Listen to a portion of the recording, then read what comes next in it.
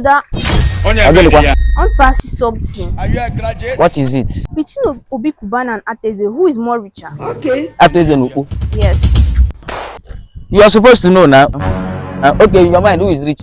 Obi Cubana. Jesus. Why did you say Obi Cubana is richer? I had to see what you do on social media. Like he has club and dog guitars. Okay, because and of people are always calling him. That's not true, eh? Hey! Because Obi Cubana's net worth is $185 million. Then Ezeh net worth is $5.7 billion. Wow. What are they calling somebody that You have phone now, you can browse it later.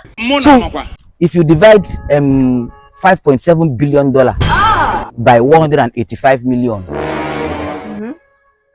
it will give you approximately I think it's 30.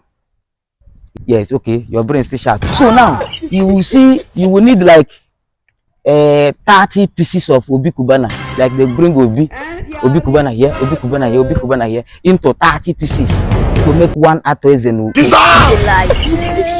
Obi Cubana 30 pieces. 30 pieces plus $150 million. Wow. That is what will make one Ezeh.